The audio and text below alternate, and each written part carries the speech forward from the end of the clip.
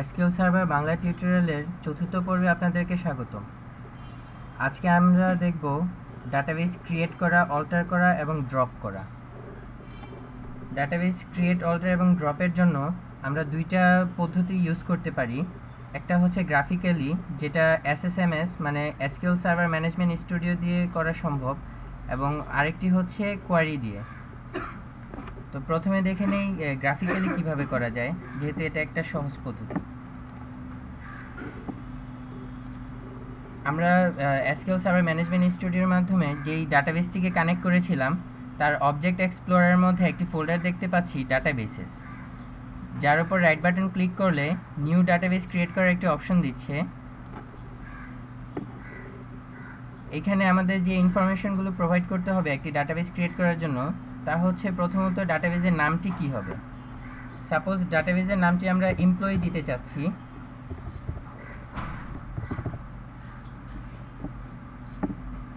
তারপরে ডাটাবেসের ওনারকে আপনি কোনো ইউজারকে এখানে ডিফাইন করে দিতে পারেন, অর ডিফল্ট রাখতে পারেন। দেন ডাটাবেস ফাইলগুলো কোথায় স্টোর হবে এবং কি টাইপে, কি ফাইল গ্রুপে স্টোর হবে তার ইনফরমেশন। যেখানে আমাদের সবসময় যেটা কাজে লাগে, যে ডাটাবেসের পাথ, ডাটাবেসটি কোথায় সেভ হচ্ছে। বাই ডিফল্ট আপনি ইনস্টল করার সময় যেই পাথটি দেখিয়ে দিয়েছেন, বাই ডিফল্ট এটিকেই দেখায়। বাট আপনি ইচ্ছা করলে এটাকে চেঞ্জ করতে পারেন।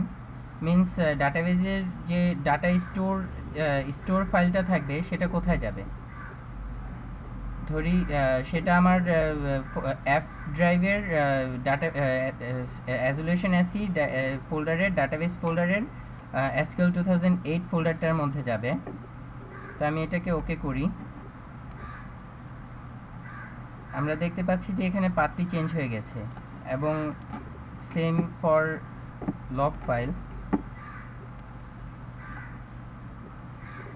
তো আমরা এখন ডাটাবেসটি ক্রিয়েট করছি অ্যাপ ড্রাইভের অ্যাজুলেশন এসি ফোল্ডারের, ডাটাবেস ফোল্ডারের এসকিউএল 2008 ফোল্ডারের মধ্যে। ওকে ক্লিক করি।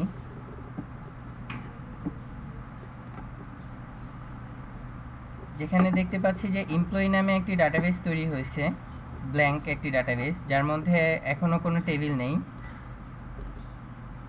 সেম কাজটি আমরা এখন এই নিউ ডাটাবেস যখন আমরা ক্লিক করলাম, তখন এসকিউএল সার্ভার ম্যানেজমেন্ট স্টুডিও কি করেছিল, ও ব্যাকএন্ডে একটা কমান্ডকে রান করছে, যার মাধ্যমে এই লোকেশনের মধ্যে একটি ডাটাবেস তৈরি হয়েছে।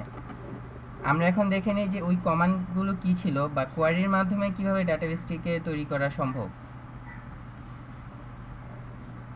ডাটাবেসের যে কোনো অবজেক্ট যদি আমরা ক্রিয়েট করতে চাই, তাহলে তার জন্য যে কমান্ড সেটা হচ্ছে ক্রিয়েট। এখন আমরা কি ক্রিয়েট করতে চাই, ডাটাবেস অর টেবিল, কোনটা ক্রিয়েট করতে চাই। সাপোজ আমরা ডাটাবেস ক্রিয়েট করতে চাই, সো এখানে ডাটাবেস লিখব,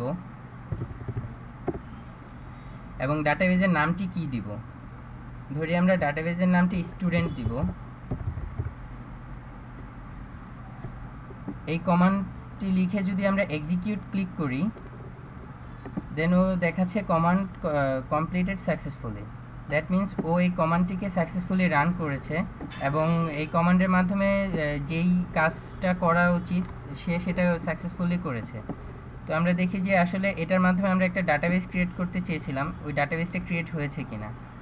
তো ডাটাবেসে যদি রিফ্রেশ দিই, এখানে স্টুডেন্ট নামে একটি ডাটাবেস তৈরি হয়েছে, যার লোকেশন হবে এটা এখানে ডিফল্ট, যেটা আমি ইনস্টল করার সময় দিয়েছিলাম। তো এই ডাটাবেসটি যে তৈরি হয়েছে, এটা কোথায় স্টোর হয়েছে সেটা যদি আমরা দেখতে চাই, ডাটাবেসটির উপর রাইট বাটন ক্লিক করে প্রপার্টিজ, ফাইলস অপশনের মধ্যে আমরা দেখতে পাচ্ছি যে ডাটাবেসটি এই ডিফল্ট লোকেশনটাতে ইনস্টল হয়েছে অর ক্রিয়েট হয়েছে। আমরা যদি এই লোকেশনটিতে যাই,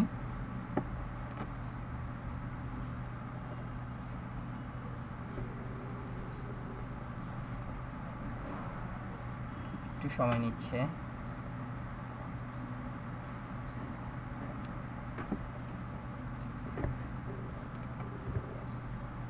আমরা দেখতে পাচ্ছি এখানে দুইটি ফাইল তৈরি করেছে, একটি হচ্ছে .mdf আরেকটি হচ্ছে .ldf।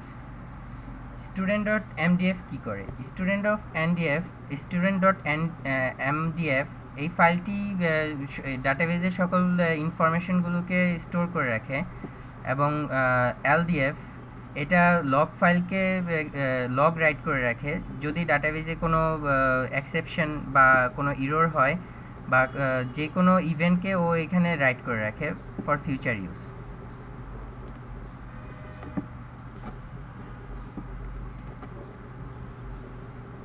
এখন আমরা দেখে নেই ডাটাবেস কিভাবে রিনেম বা অল্টার বা মডিফাই করা যায়। সাপোজ স্টুডেন্ট যে ডাটাবেসটি আমি ক্রিয়েট করেছিলাম, সেই ডাটাবেসটিকে আমি রিনেম করতে চাই, রিনেম করে এটাকে স্টুডেন্ট ইনফরমেশন করতে চাই।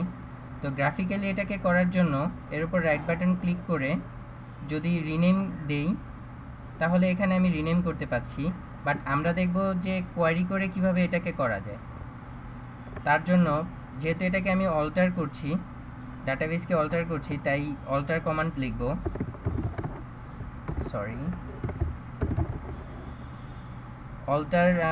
অল্টারটা কাকে করছি, টেবিলকে না ডাটাবেসকে?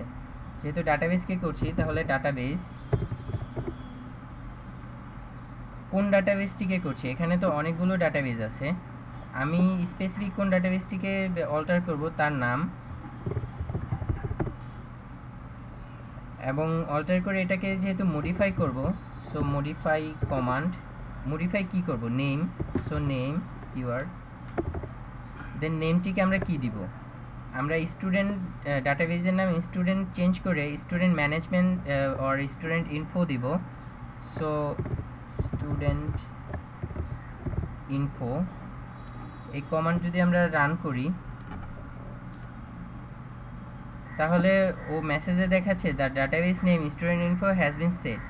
দ্যাট মিন্স আমার কমান্ডটি সাকসেসফুলি রান হয়েছে এবং ডাটাবেসটি রিনেম হয়ে গেছে। সো আমি যদি এখন রিফ্রেশ দেই দেখতে পাচ্ছি যে স্টুডেন্ট ডাটাবেসটি রিনেম হয়ে স্টুডেন্ট ইনফো হয়ে গেছে।